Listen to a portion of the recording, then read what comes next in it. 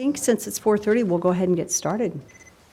And just for the sake of this meeting is being live streamed as we typically do, but I think we're going to skip the formalities of our opening prayer and the pledge and that. We will do that at the meeting at 6 when we start, but we will begin by calling the meeting to order and going through roll call.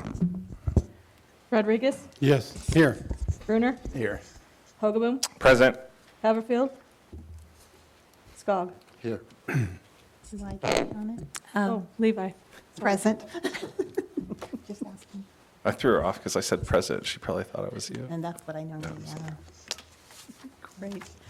Okay, so, Tom, thank you so much for opening us up and letting us know what we're doing today. Yes, thank you, Mayor, Council, for the opportunity to talk about our project delivery methods. So I'll just kind of go through how we're going to do this presentation. I'm going to do the intro here, and then Matt's going to go through the technical nuts and bolts part of it, and then Nate will reiterate the recommendation at the very end. And so we have the design team here.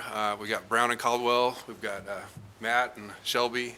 And then we got some folks, Pat and Lefwin, and from Brown and Caldwell, and they'll be helping us out and answer any questions. So the format of this, please answer any questions, ask any questions that you have. We'll answer them. We got a team of people here.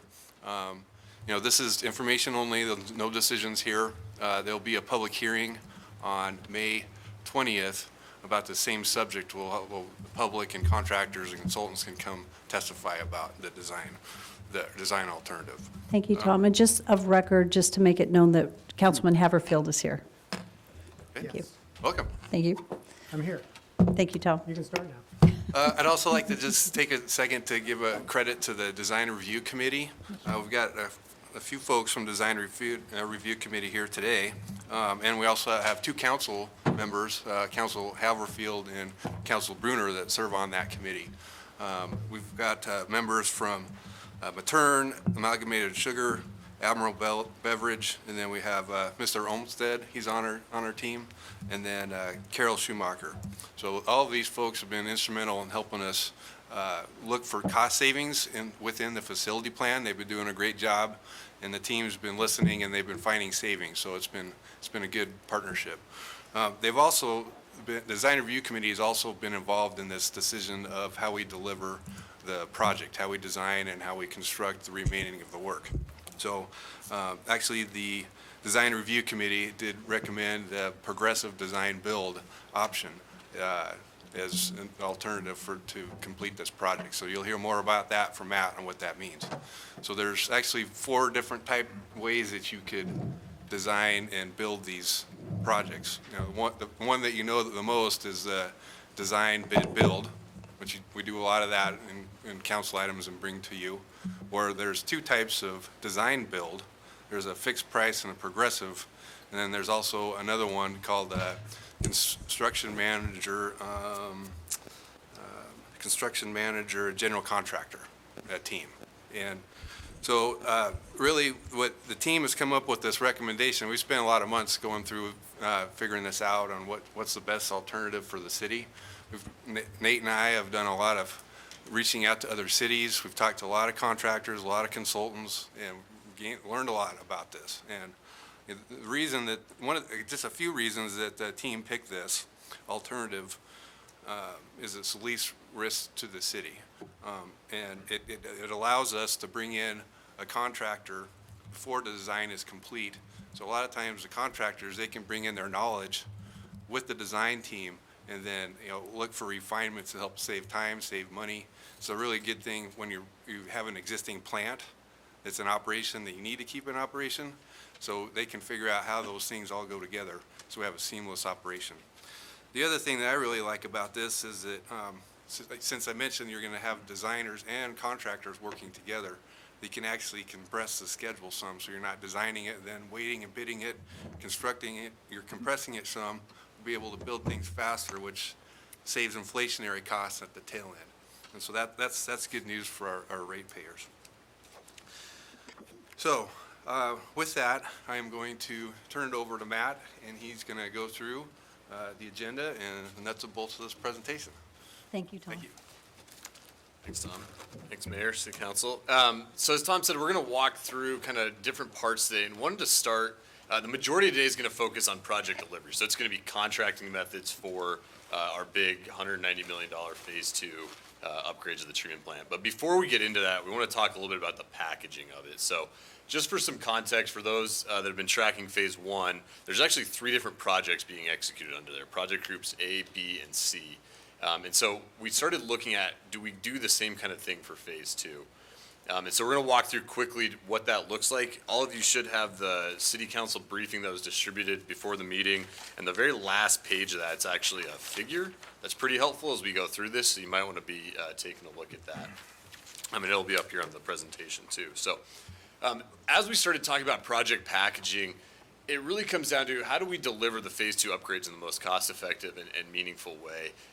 And we're really looking to balance multiple criteria as we do this, right? So we could do one big project, and that would be one way to manage it.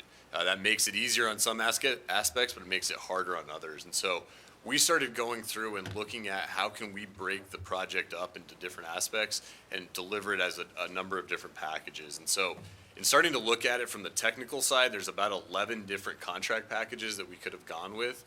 But if you think about doing construction over a 4 or 5 year period and having 3 or 4 different contracts going on simultaneously, it'd be like trying to redo your house, and you got a different contractor doing the kitchen and a different one doing the bathroom and a different one doing the floors. You end up doing a lot of the coordination between those, and you take on a lot of that risk. So that was kind of one end. We also looked at other ways and said, okay, we want to make some of these contracts the size that local contractors, local consultants are very competitive on them. We want to look at organizational commitments, so how many contracts you're managing at any one time, and then kind of overarching on all of that is the financial capacity. The SRF loan that DEQ's granted the city gives us kind of a spending curve that we need to stay under, and so how do we make sure that we do that? And so the team looked at that, and without going into a whole lot of detail today, if you're interested in that, we can provide more information. It was definitely a long process, but wanted to just get to the punchline today. What the team's recommending right now is actually doing Phase 2, so these are the upgrades needed to meet the final phosphorus limit, as 5 different project groups. So these would be project groups D, E, F, G, and H, building on A, B, and C that we already did in Phase 1. There's a breakdown here. It's also in the council briefing document there in terms of what these are and the overall contract sizes. But kind of the moral of the story here is we've got 2 smaller projects early, 2 smaller projects late, and then 1 big project right in the middle. And so there's a couple reasons we did that. One, as Tom mentioned, allows us for some of these smaller projects that can get done faster. We save on inflationary costs by moving those forward and accelerating them. So that'd be project groups D and E here, which would be our new digester and the new laboratory and administration building. Those projects in total about $13 million. So it's a good chunk of work that gets done early.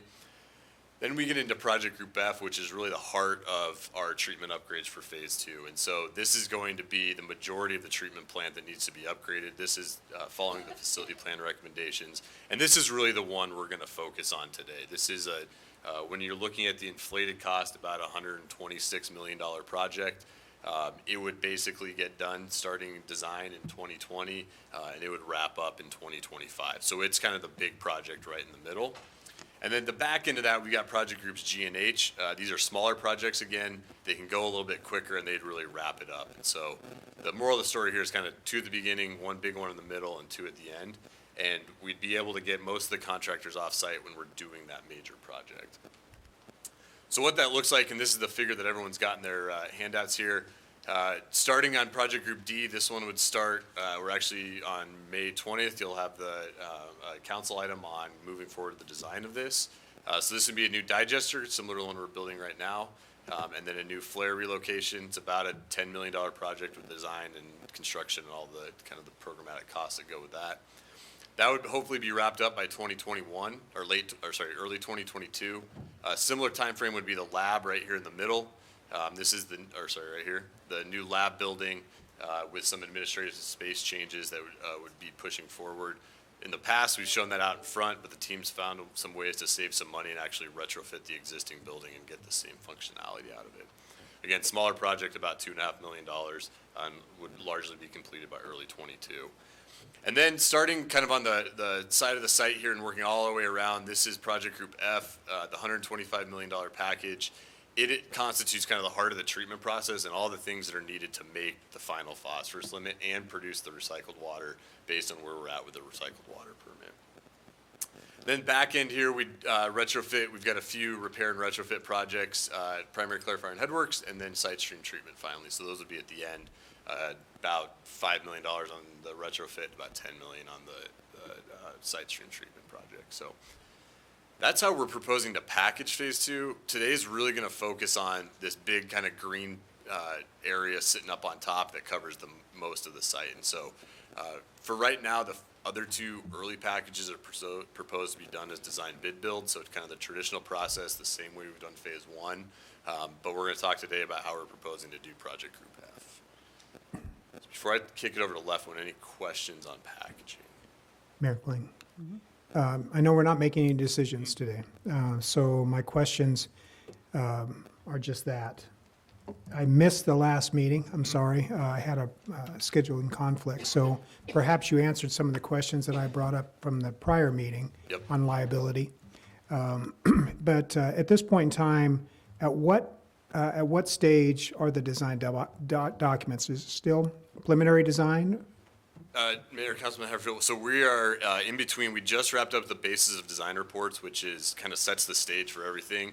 The preliminary engineering report for Project Group D is in the city's review right now, and they're pushing forward on E, the lab building. F is just getting into pre-design. We're at a point right now where, depending on the council's decision over the next month or so, that can either kind of go on the track it's on towards the design bid build, or we change what the deliverable looks like and go support a progressive design build procurement on the big one. And then my question, obviously, I brought up a couple of meetings ago for the council's understanding. When we're talking about a design build or progressive design build, we're talking about somebody other than Brown and Caldwell coming in as a designer. Mayor, Correct? Councilman, yep. So Brown and Caldwell would stay on the city side. We would not be going after any of the progressive design build or any of the designing contracts, so. So it's a package deal that we're looking to get from a contractor or CM along with a designer that they're bringing in. Yep. That would also have the same criteria, I guess, of selection where they'd have to provide their information to us for consideration. Yep. And we're gonna walk through kind of the specifics of procurement today and then the risk transfer piece and the liability piece. Okay. kind So of- my last question is basically that. On the liability side, does the designer and builder combined as a team, do they carry full liability, or does the city have any liability in the design if something is not built properly? Mayor, Councilman Haverfield, so we're going to walk through kind of the specific risk transfer profiles between design bid build, kind of the typical way, and progressive design build. It really depends on which pieces of the risk transfer we're talking about. So the city does retain some risk liability for existing conditions underground, coordination with existing facilities. Those kind of stay within the city's court. But progressive design build does transfer. The big one is the performance risk of that big green box here over to the design builder. We're going to walk through how we do that and what that really means. Okay, that's eyes wide open that I want the city council to have as far as in the decision moving forward. It's a liability we assume as a city. All right. Kick it over to Left One here to talk through delivery methods.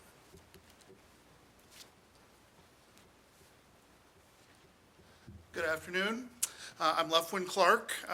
It's a Welsh name, so feel free to mispronounce it any way you see fit. I've heard every version, but happy to be here this evening. We're going to walk through a piece of material that's really in the handbook I think you all just got. That's from the Water Design Build Council. That's an organization, Brown and Caldwell, and many or most of our industry peers who are in this water, wastewater design and construction industry participate in. And so what you're going to see on the screen for the next several slides are taken directly from those materials. I serve as the Education Committee Chair for that organization, and so I'm going to condense an 8-hour workshop into 10 minutes. And so feel free to ask any questions as we go along, because it'll be pretty quick. What you see on the screen is what we call the spectrum of delivery options And we always start with design bid build, which we'll talk about as sort of the baseline, because by default, that's how most municipalities deliver large infrastructure projects. Certainly a very workable approach. We're not here to make any judgments about the merits of any one of these approaches. In general, we just went through the process to apply the best tool at hand to this particular project, and that's why we have the recommendation for progressive design build. We use these little circles here to illustrate the different delivery methods as some quick shorthand for the relationships among the parties. The owner, which is you all, is always the green, and the owner advisor or program manager, the role Brown and Caldwell is playing, is a little bit lighter green, but really representing yours all's interest in the project. And so to the previous question, in a design build environment, we would not be the designer of record. That would switch to the design part of the design build team. Whereas if it were traditional delivery, we'd be hiring a separate designer who would also be the designer of record going forward. The little puzzle pieces on these circles represent contractual arrangements. But like many things in life, it's not always about contractual relationships. There are a lot of these models that depend on different parties working together, sometimes with a contract, sometimes just by tradition, and sometimes just by circumstance. And so that's a big piece of these. The impetus for looking at models past the traditional delivery model are really folks like you who've looked at these projects over the last 20 years, and first of all, they've asked, can we do them more quickly? Can we know the price sooner?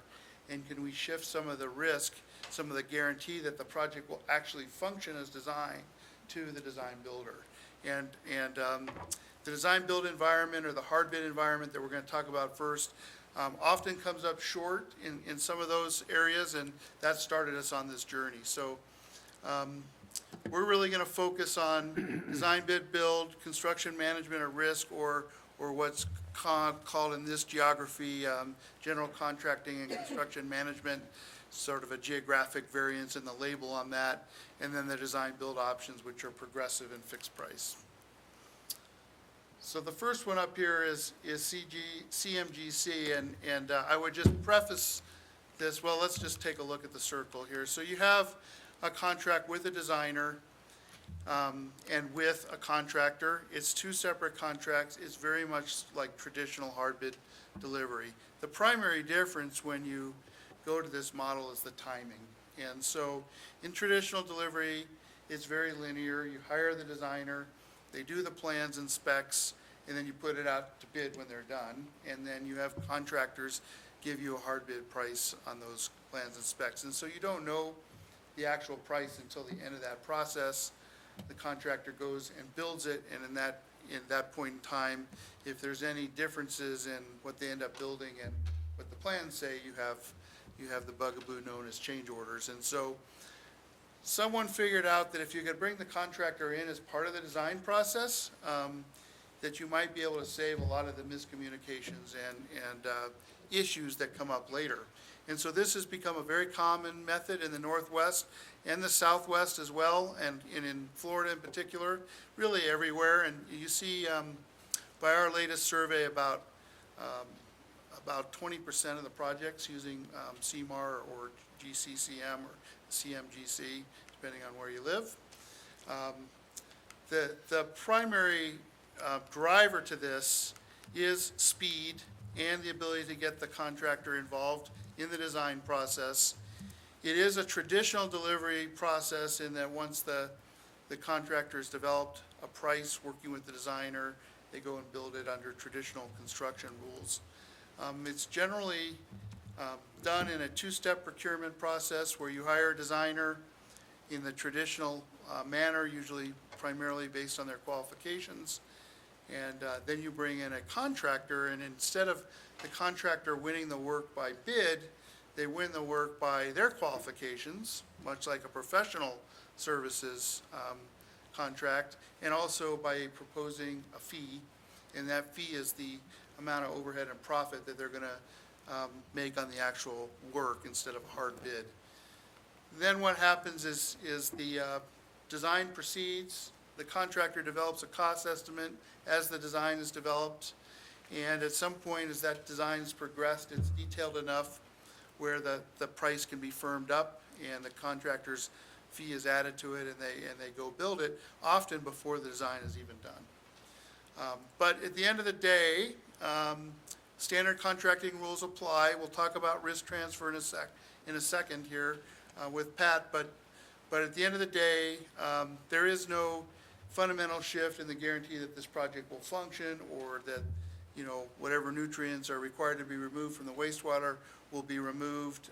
It'll be pretty much a standard of care type arrangement with the engineer and a contractor building to the plans. And so this has very popular wide acceptance, but what's happened over the years is the progressive design build version of this has come about. This is what we're recommending for you and what we'll go into more detail later. But this becomes now a single contract between a design and construction entity. Sometimes these are companies that do both design and construction under one shingle.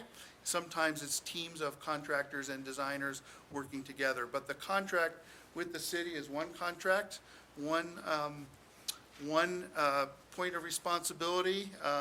Sometimes we call it in the industry one throat to choke. And it involves a process where you do concurrent activities.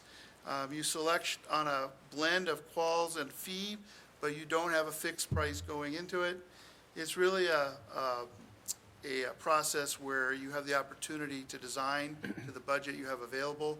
That's very important with your funding curve and the availability of the SRF funds. And all of these models give you as the owner an off-ramp to go to a different contracting method if you're not happy with the price the design builder develops. And so generally we procure these in a two-step process, and I think that's what's on the agenda here. First on qualifications and their ability to do the work, and a fee. We call that a best value selection. It's a blend of their ability to do the work and their ultimate price for doing the work. And then they work together for a period of time, 6 months to a year, usually getting the design well advanced so that there can be enough detail in the estimate for the design builder to be confident they can build it for that amount. You then agree on that guaranteed price. It's generally set as a guaranteed maximum price. They go out and build it, and usually before the design's completely done, they're at work. And if there's any money left over at the end of the day, it reverts back to you as unspent funds that you can add scope, or you can return to the lending agency, or basically not spend. So there's always a little bit of headroom in these projects for that unspent contingency. Just a little more detailed version of that same approach here. One of the things that's critical to this progressive design build approach is that all of the work is done on an open book basis. So unlike a hard bid that you're getting from a contractor, all of the construction cost estimating is fully disclosed to you, either by the design builder, who might be self-performing some work, in which case they'll tell you everything about their labor rates and their production rates and their equipment rental and all of their own costs, or by virtue of subcontracting work, in which case they'll use a bidding process to get market quotations from multiple entities for certain scopes of work that they might not be doing themselves. So as you're going through that progression early in the project, you'll see the squiggly line that came in there. This is the progressive part of progressive design build. It's called this because you're progressively advancing the detail of the design along with the cost estimate. And like everything in life, you might start off with your eyes a little bit bigger than your stomach. There might be some features in the project or some particular aspects of the projects that are coming in above budget. Everybody gets excited, and then you work as a team to get new pricing or take scope out. And you go through this process that it is officially called the squiggly line, where you go and you auger in finally to getting into a price that's within your budget with enough contingency to be reasonable, and that's called the guaranteed maximum price. It's at that point then that everybody comes back to you all and says, we've done the front-end work, we want to amend the contract, put the guaranteed price in, and proceed with construction. That can happen really at any point from 30% design all the way up to 100% design. It usually happens when the design's about 2/3 of the way or not quite done, and that seems to be the sweet spot when everything's firmed up from a pricing standpoint. In the meantime, while you've been working through the squiggly line process here, this is the collaborative process where the city gets to have their hands in the design decisions, the priorities over the features of the project, the technical solutions, and the selection of subcontractors and equipment vendors. And so it's a very interactive, hands-on process, which was also a key driver for the selection of this method. At the end of the day, the contractor, design builder goes out and builds the work. If they go over, it's on them. If they come in under, there's usually some sort of shared savings, although you can choose to keep it all yourselves. Usually, there's a little bit of an incentive for the design builder to spend less than the guaranteed maximum price. They get a little piece of that, and you get most of it. The fixed price model is a similar single price model. It puts all of the pricing up front as part of the initial proposal. It's used often for design competition types projects where you want greenfield site. You really have less interest about how the project is going to be done other than it's going to be effectively done. And in this case, you shortlist teams, and then you have an extended proposal process where they bring in the number to design and build the project at the very beginning of the process. It's very, very quick after that, but you don't have the collaborative interaction with the design builder. They've given you their quotation and their proposal, and generally, they go and build it pretty quickly, and if you want to make changes for owner preferences after that point in time, it becomes a change order process. We see that this model sometimes for existing plants, but more often for new plants, although it's not unheard of in all kind of work. And we looked at this very closely for your project as well. So this also uses a best value approach to and a performance risk transfer. So we looked at all four of these. We came up with progressive design build by really looking at your priorities for this particular project, really around schedule, transfer of the performance risk, and designing to budget. We'll talk a little bit about the results of those surveys next. And then we're going to go and talk about the specific risks that are transferred by this approach. So we sort of followed this pathway through here. And then eventually we'll go to the market and do a third check that, hey, is this project attractive to the folks in this area and elsewhere for the size and scope that it entails? And we'll do all that before we would actually go out for solicitation. So we did go through this design review committee and process. That's the first box in the train here. We really identified 5 key priorities for you all. The first one was really around clearly defining scope and configuration, and this was really around your staff and operators wanting a hand in the solution. And so the idea of doing a fixed price design build, for example, on this, lost a little bit of sway because it felt like you would lose control over the design process. There was a very strong desire to establish accountability for performance. What a lot of folks don't realize with traditional delivery, design, and then bid, and then build, is that design is developed as a standard of care. It's expected to work. But if you pass that design to a contractor and you ask them to build it as drawn on the paper, there's no inherent guarantee that when you flip the switch, the treatment train that you've designed and now built will actually function.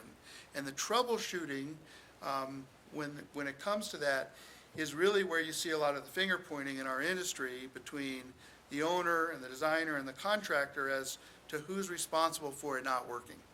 And in a design bid build type environment, all the fingers point to you as the owner. And so establishing accountability for performance is a design build methodology where you can actually define contractually that when you flip the switch, the treatment plant is going to do certain things, and basically the design builder is on the hook for making those things happen virtually no matter what or for what reason why. Retaining control and decision-making over the treatment processes, the sequences of the work, the tie into other aspects of your facility was also extremely important to you all. There was a high focus on getting to the best price, economically responsible, and conscious about the costs of this project. But there was also a very high emphasis on getting to value, recognizing that the cheapest piece of equipment is not maybe in the long-term public interest, or the way you configure certain things might cost more from a capital perspective, but be less expensive from a life cycle perspective. And so as we survey the design review committee and your staff, we ranked these priorities through a series of questions and surveys, and we aligned the answers to each of the various delivery models that were on the table, design, bid, build, construction management risks, progressive and fixed price. It's a fairly subjective process, but reflective of your values and your priorities. And we applied those rankings, and actually the best value one was the one that floated to the top. How can we make this project designed to a budget, but really make sure that we're thinking ahead for the life cycle cost and getting our money's worth, not just the lowest cost. The hands-on, defining the scope and the configuration up front, and establishing accountability for performance and retaining control, those all ranked, and then getting to best price was still in the top 5 and still is a driver here, but value is key to this mix. And so when we did the math on all of these surveys, you can see 2 bars. One's really light up there. The lighter color is sort of the conventional wisdom. If you were to read that book in front of you, that one ends right there and right there, and the fixed price is a little higher. If you were to read that book in front of you, you would probably come away, or most folks who are familiar with these delivery models would come away with those light green rankings as, hey, this is a good project for design build. We'd probably consider fixed price a really viable option. After we talked to you and did all these rankings, the progressive design build model even became stronger in preference, primarily because of this desire for you all to maintain control of the project. All right, so I think that's where we stop here. Summary recommendations. Design bid build fell to the bottom of our rankings pretty early because of the schedule, because of the complexity of this project. It just didn't seem to make sense to go through a 100% design process, put it out to bid, and then try and see if it came in under budget a couple years from now, or deal with the change order potential. Fixed price design build looked really good for you all, but it didn't align with your priorities for input to design or to really understand the pricing detail that was going into this. We looked hard at CMGC. It was a very workable project, but we didn't think you would get the performance risk transfer. It's just not part of the contractual model. You still have a separate contractor and designer. So we ended up at progressive design build. That was sort of our take from the outset. The surveys amplified that. When we looked at rehabilitation scope versus new construction scope, we also did a little bit of an exercise there and found it didn't really make much difference of whether we were talking greenfield, new material, new projects here, or the rehab projects. The results were sort of the same. So, I don't know if I made my 10 minutes, but that was 8 hours worth of a workshop that we do. Any questions on that before we talk about specific risks? Good. Mayor Kling, I have more questions, but I think maybe it'd be directed to staff. Okay. we are going to sort of circle back to Progressive Design Build and do a deep dive in some of the pricing makeup of it too, so.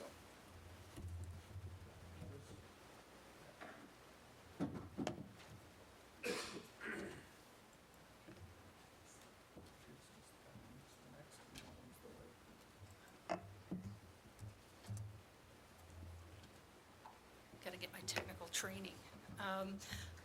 Since left one took more than 10 minutes, I'll try to go through this pretty quickly, but just want to talk a little bit about the kinds of risks that you encounter in design and construction of large capital projects, and how design bid build versus design build deals with those particular risks.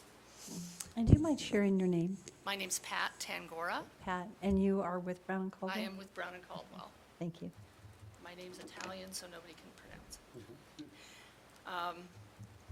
But design build fundamentally shifts the risk allocation from design bid build, and as Left One talked about with traditional design bid build, there are two separate contracts, one with the designer and one with the contractor. And the designer is held to something called a standard of care, which is usually something like, and maybe your attorney will use better words than I will, but something like the level of care that another comparable firm would use in a similar situation for a similar project. So it's not perfection, but it is a standard of care.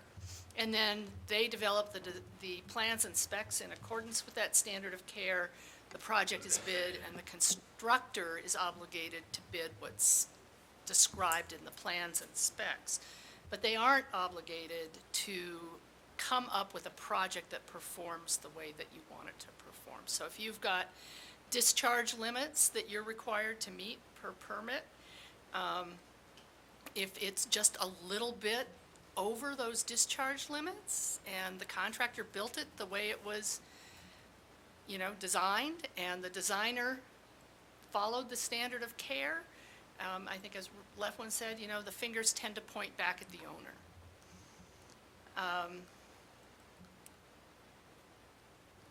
So the other difference is design is typically sold as billable hours, whereas with design build, it doesn't necessarily have to be. But the big deal is the standard of care. With construction, I don't know that there's anything here that I haven't already talked about. So performance-based risk allocation applies to progressive design build, applies to fixed price design build. And really what you've got is you've got a single contract with a design builder and a performance risk that can be transferred to the design builder. So you've got a single entity that's responsible for design and construction, and because you've got that single entity, you do not have to limit the responsibility for the design to the standard of care. And design build contracts, both progressive and fixed price design build, will tend to take on performance risk.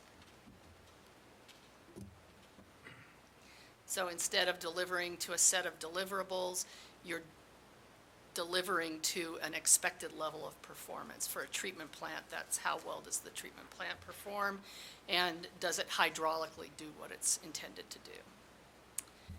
So again, this is kind of same thing.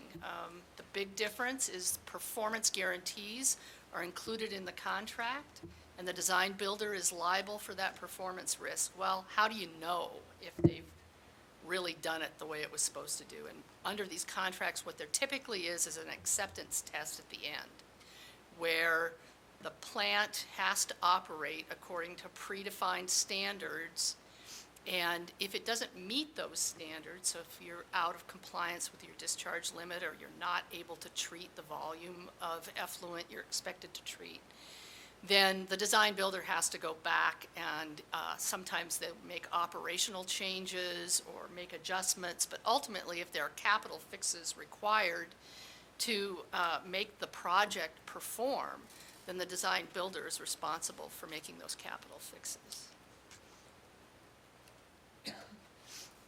So what doesn't change between design bid build and design build? Because there are certain things that don't tend to change. One is coordination with existing facilities, those interfaces between what the design builder or the construction contractor is doing in the case of design bid build. Those tend to be shared with the owner. Influent, quantity, and quality stays with the owner. You're the ones that sort of say, this is the expected quality of the untreated material that you're going to get. This is what we expect. Often it's defined in terms of a ranges or an envelope of concentrations. If there are specific proprietary processes that you want to dictate, that will tend to be a shared risk. Schedule will tend to be a shared risk, but with a progressive design build, once the GMP is negotiated, then schedule risk shifts to the design builder. And their contracts are typically built with a maximum number of days that they can take for construction, and there are often liquidated damages that are assessed to the contractor if they don't meet that. Site conditions risk is a typical one where it's pretty similar to what you would see in a standard construction contract. But because you've got, with progressive design build, you've got the design builder working with the designer early on, they've got more opportunity to really get to know the site than if they were just coming in and bidding on plans and specs. And then the warranties for construction are similar. But what does change? Project design coordination with other projects tends to move from a solely owner responsibility to something that's shared. Effluent quantity and quality, that is the big one. That's the project performance risk along with the acceptance testing where that moves from the owner to the design builder. The cost of the constructed project. If the project costs, not the price that you're going to pay, but the costs are higher than anticipated such that they go above the negotiated price, then that's a contractor risk. And material cost escalation is sort of a variation. Sometimes in times of high inflation or high uncertainty over material pricing, progressive design build contracts may include provisions for risk sharing there. And that's something, that doesn't need to be decided right away, but may be decided as part of the pricing negotiations once the design has progressed to about 60%. So again, the design coordination risk moves to a shared responsibility, again, because you've got the designer and the contractor on early, and they can learn more about the site and learn more about the other projects that you have ongoing. Effluent, quantity, and quality, project performance, again, is the big deal. If they don't pass the acceptance test and they can't make it work with operational changes or changes to chemical dosing or something like that, then they're typically back making capital repairs. And with respect to chemical dosing, sometimes there are performance standards that are set around that. So you have not just, are you hitting your effluent targets, but are you hitting your long-term O&M targets for pricing? And then again, the cost of the constructed project, again, either a guaranteed fixed price or a guaranteed maximum price. If the price goes over and it's not due to an unforeseen circumstance or an owner-directed change in scope, then that is a design builder risk. With that, any questions? Thank you very much. All right, we'll close up here. We've got 2 more sections. I wanted to talk about kind of next steps on how progressive design build we'd kind of move through it. We're going to talk about it from basically where we'd go in about 2 weeks, if that's the decision, through kind of the end of the project and through pricing. So this is going to summarize about the next 6 years worth of work in hopefully 5 slides. So in terms of the procurement process, progressive design build often has a 2-step procurement that Leftwin alluded to. First, it's based on qualifications. So this is selecting the teams that we think are qualified to do the work. This often resorts in a short list of teams. So 3 to 4 teams that would then go and develop a proposal to actually go execute the work. That proposal has much more technical detail built into it. So this both helps the city in terms of limiting the amount of staff time that goes in. If 10 people are interested, we only have to go really read the very detailed technical proposals on a few of them. But also helps the proponents because if they're lowly ranked in the qualifications, developing that approach to the work can be time-consuming and expensive. It really focuses on finding the team that provides best value to the city, so that's the mix of qualifications and the proposal there. So it is qualifications, approach, and price. All of those would play into the selection. Compared to the traditional design bid build, engineers are selected on qualifications, and in design bid build, contractors are selected on price. So we blend that together and have all three in our contractual model, procurement model here. It also helps us because it's only doing one contractor procurement instead of two, so because we only have the one contract, that saves time both within the schedule and then just staff time dedicated to making all those happen. As we get in then to the project, once we get a design builder on board, it really is kind of a two-phase project, and this is phases outside as we've talked about them with the wastewater plant, but really 2 steps in a progressive design build. The first one is taking the project design to some level that we can get a guaranteed maximum price. So this is typically that 60 to 90% range. We'll come out of the end of this year at about 30%, so it advances it further than that. And then it's also looking at cost estimating and scheduling. So this is where that early contractor involvement really becomes valuable. So from the outset, the person that's going to build it is looking at what's the price of that project and what's it going to take in terms of duration to go build it. So rather than having a bunch of engineers look at it and do it, we actually get the contractors there to say, okay, give me the real cost of this, give me the real schedule as you are going to build it. At the end of that phase, we get to a guaranteed maximum price or a lump sum, and Lefwin's going to touch a little bit on that here in the end. That then transitions to the second phase where we're into the construction. They're also still doing design completion at this, so we may be finishing up the final details of the design as they're digging the hole to go build the new tank. And then this goes all the way through construction and commissioning. So you can imagine most of the project's been in the second phase. The construction's going to take a while on this, so this would be a longer phase. And it actually may end up that there's multiple packages within kind of the broader Project Group F. So they could get, the example we've been using, the trickling filters that are out there that are scheduled to be demolished. You can imagine that getting the design done on the demolition isn't going to take very long. So they may get done faster than some of the other pieces that take quite a bit of technical work. So there may be multiple iterations of this. So really, as we go through this, we shift from kind of this performance or prescriptive approach that we've used in traditional design bid build to more of a hybrid approach where we're really focused on getting the owner-specific requirements. We want to make sure Andy and Shannon and Vaughn and Joe out at the treatment plant, along with everyone else that's there, get what they're looking for. But we also want to make sure we're not over kind of constraining a design build team. And so throughout the design process is going to be this balance between describing the performance we want and being very prescriptive in the asks that we have. So 2 examples here. One, we just built Aeration Basin 3, that was Project Group A. Aeration Basin 4 should probably look a whole lot like that one because it was set up to look a whole lot like that one. So we're going to be more prescriptive on that one. On some of the back-end pieces where we don't have existing facilities, we can describe more the performance that we want and let the design build team innovate around that. So if they have a better widget to go solve that problem, they have some more information that we want to bring forward, that allows them to be more performance-based. And so between that, we get this hybrid approach. And it's really focused on constraining things that we don't want and then describing the things that we do want and then letting that design build team live in the middle. So what that might look like here in terms of establishing project performance, and this is my little sketch we use for Design Review Committee. If you look at the figure that's in the back of the council briefing, we're going to give the design build team the influent criteria for the secondary treatment system, which really starts right above our aeration basins.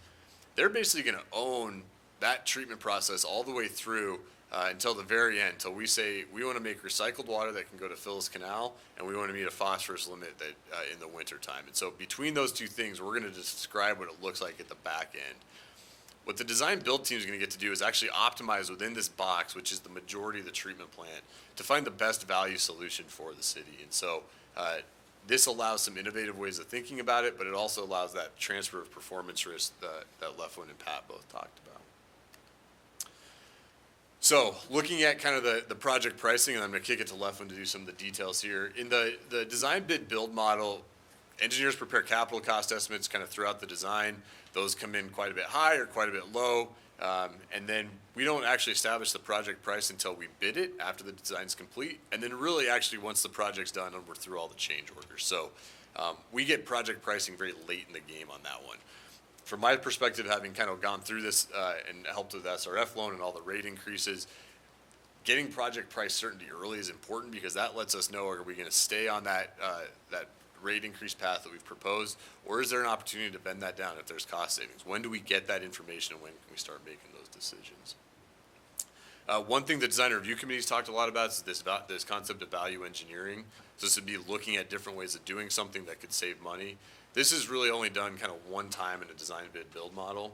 On the progressive design build model, that's the squiggly line the left would talk about. We're always looking for ways to optimize the design to bring it in at a lower cost but still provide a high value. On the progressive design build, there's multiple points of pricing, so we're getting pricing along the way. And the city's engaged the entire time with the design builder getting to that price. So really it comes down to, on the left, the design bid build, bid to design, on the right, design to a budget. So we know we've got a set cap for this project. That's one of the appealing aspects of a progressive design build is it allows us to design to that budget or even slightly below that. So Leflin's going to close us out here. There's a few details on how we go about that pricing because it's probably a key question here.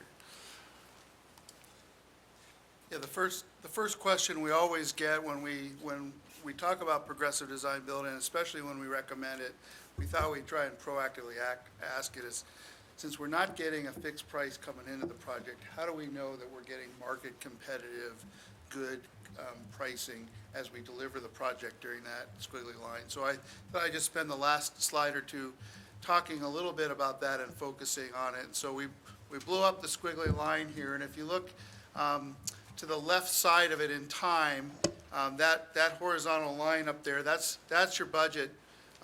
We pretty much have that locked in today through the funding sources. And so ultimately, the goal here is to deliver a project at or under that number. And there's a lot of design and construction between now and then. So the first thing we do is this is a very competitive process.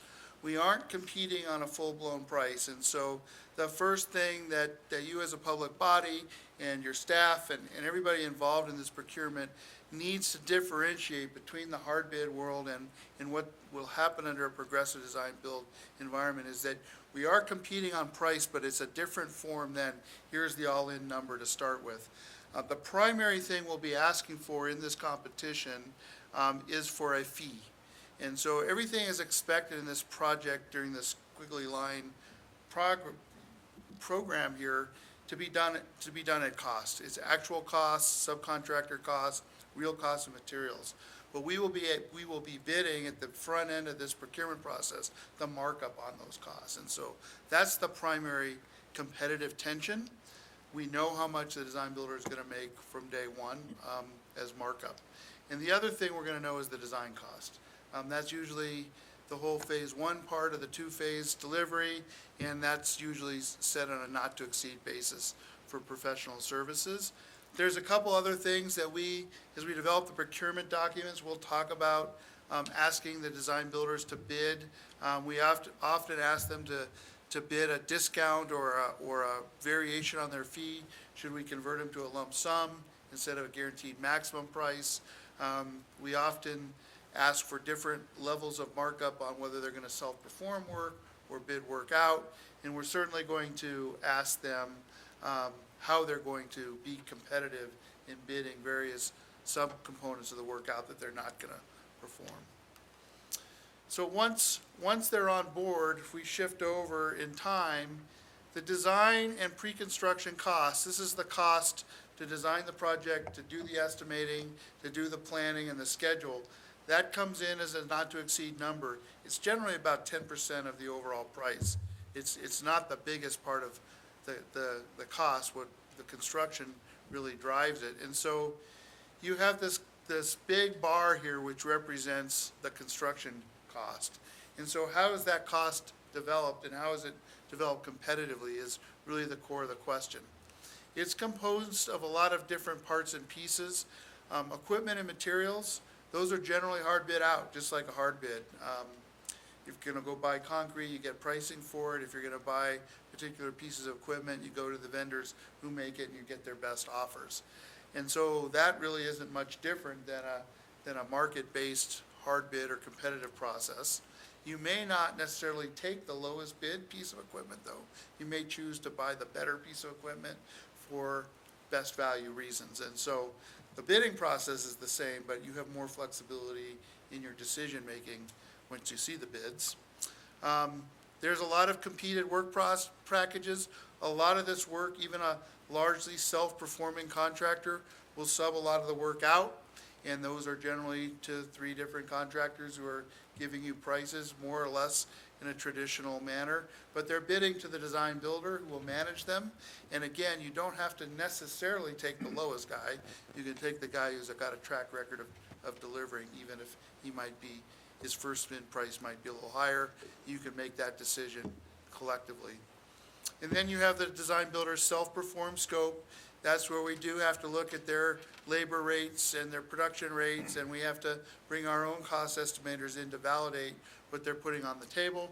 And then there's a final piece here, which is unknown and some allowances. Some things you've got to just put a number in for, like unforeseen conditions, sometimes architecture, or, some of the things you just can't predict ahead of time.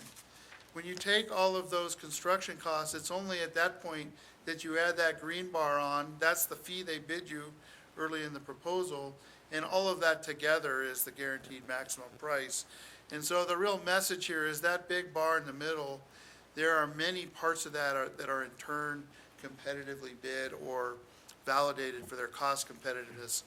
You get to this final guaranteed price much earlier than 100% design, typically around 60% design, but you've seen it all develop during this process on a transparent basis to get there. At this point, though, there will be a contract amendment that generally requires, approval to enter into the contract price. And so that's where you see the all-in number at the end of the design process. At that point, the contractor or the design builder goes and delivers it. They'll probably spend a little bit of that contingency naturally in the process, but at the end, should they come in lower than your budget, that's where there's an opportunity for shared savings if you do a guaranteed maximum price delivery. So hopefully that at least sets up some familiarity with the process, and of course we can answer questions. I think the last piece of here is why might change this price? Really, the only thing from an owner's side that will change this price is if you add scope, or there's a change in law, or there's a force majeure or unforeseen conditions. There are not really traditional change orders. They are required on the design builder's side to take the performance risk, schedule risk, normal levels of escalation, and any errors or omissions in the design fall to the design builder. So very low change order potential, and it generally has to come from the impetus of the owner to make a change order. So I think that, one more. One last decision that will be made by you all is, as we get to that pricing, do you want to deliver it as a guaranteed maximum price where you share those savings, or do you want to just let the builder take the number and take the risk and the reward, generally maybe for a little lower fee in exchange for doing that? A lot easier to administer. You don't have to track their construction prices. And so that's a choice you could make at the end of the process to get to the guaranteed price. And then the last piece here, I don't know if we've mentioned it, but these contract models always have what's called the off-ramp, which is a contractual out that you can exercise at your discretion if you can't agree on the price, to take the design that has been done to date by the design builder and politely dismiss them from the project and do what you will with it. Most owners finish up that design and put it out to hard bid or go to a fixed price design build. But you do have a carrot and a stick here to keep a design builder honest with their pricing. They obviously want to get to the construction phase on these projects. That's where the profit and the big dollars are. But you do have the ability to also have the stick if they're not transparent and open and competitive in their pricing. And that's a standard element of all of these design-build contracts. It would be true here, too. All right. Thank you, Lefwin. All right, so what's the recommendation? Where are we at? We got 5 distinct projects. The one big one, Progressive Design Build, a lot of the discussion was focused on today. So and why did we come to this point? You know, managing risks, we have a fixed budget. There was a vote, established a debt limit. So how do we manage those risks? You know, we listened and worked with our design review committee since last September, focused on how do you save money on this project? How do you be smart about it? So we bring forward today what we think is the best solution for a complex $100 and almost $30 million component of this wastewater project is a progressive design build. So we're trying to minimize contractor conflicts, schedule conflicts, maximize value engineering. You know, how do you get the best value and try to get the lowest price? How do you turn over every rock to save as many dollars as you can and still get the best value? This is the method. We also have to deal with schedule and cash flow. So the state that loan, you know, they can only give us money at a certain rate. So we've tried to develop a cash flow model. We're continually working with them to refine that. But there are things that mentioned, as in the Group D, Group E, trickling filters, construction that can happen soon through an alternative contracting method. And the more money you can spend early, that inflation you can fight off in the end on this is a 5-6 year project we're looking at. So next steps, we'll be back May 20th with the public hearing. We'll present a condensed version of why the 5 packages and 5 contracting methods are recommended. And we've been advertising it in the paper and following the standard procedures. And as you can see in the room today, there's a lot of interest, and there'll be more interest on the 20th. And hopefully we'll get some of that public feedback to help with this difficult decision. So as I mentioned, a couple projects that will be coming forward under the standard traditional design bid build. And then with the big project, the progressive design build, we're kind of in this circular flow here where we're working our way down. We're going to evaluate the risks, let council make a decision, and then we'll go back to the market again after May 20th and ask these teams. We need teams. We need designers and we need contractors. We're going to go back, ask them, what's going to make this a successful project from their perspective. That'll lead to how we go into our procurement documents and how we select the team. Market surveys, Brown and Caldwell's great at that. Yes, please. Yeah, if I may interrupt. So I guess I better get this on, huh? So I think we probably have discussed it in the committees to a certain extent. But so you have a partnership of a design contractor. So do they come in and present to you folks as a team, so that they team before this ever happens, before they come in and present to you? Yeah, Mayor, Councilor. So what we discussed for the progressive design build selection of the team would be a 2-step process where first we would ask for qualifications. So those contractor and designer teams have already formed, whether it's a joint venture, they created their own entity to do this. So that's my main question. So and they will all be there formed. So they do that together? They do that together. Okay. And it'll be before we interview or evaluate their qualifications.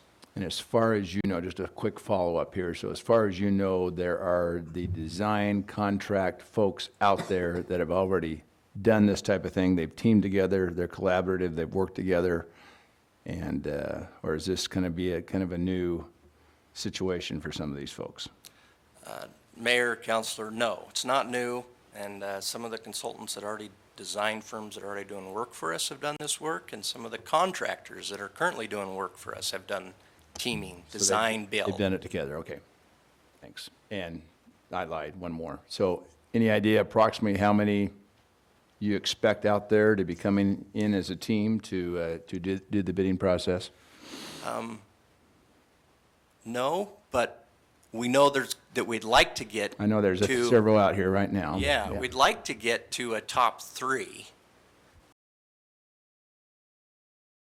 final selection, and we feel there's going to be more than 3. So it's not like other construction projects, you're expecting to have a quantity of bidders for this type of project? Okay. Correct. There's interest all across the state, and we've gotten regional and national contractors and teams as well. I will say, and we have some very qualified, many qualified people that have approached the city, which is just great news, because I think we're going to have some excellent opportunities ahead of us. Councilman Haverfield, I think you've been holding your questions. Yeah.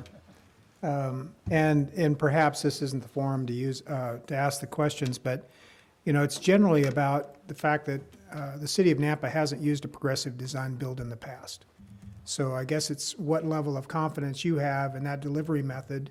The design build approach obviously has been used, the progressive side.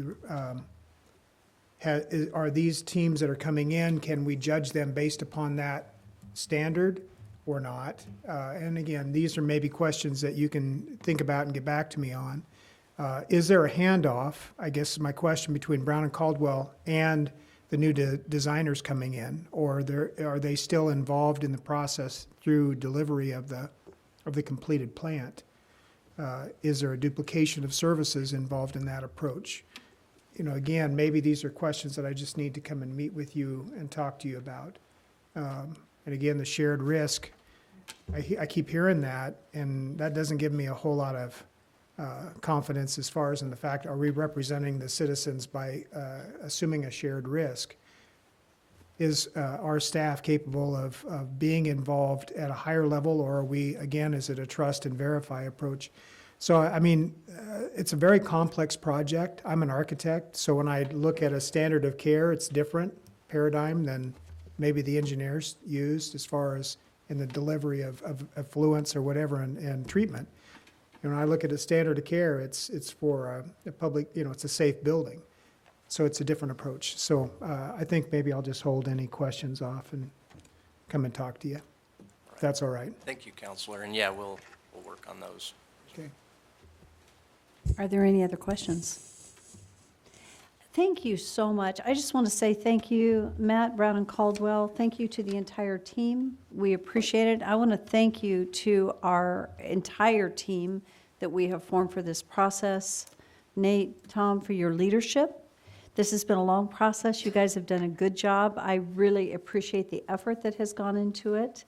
And I just want to say thank you to all of you. And then we look forward to the process. And we've got our next meeting coming up on the 20th. Is that correct? Yes, Mayor. Okay. If there are no further questions, thank you so much. Thank you. And at this time, this was a special council meeting. We'll call for a motion to adjourn. So moved. Is there a second? Second. All in favor? Aye. We will re-adjourn at 6 for the beginning of our regular council meeting. Thank you very much.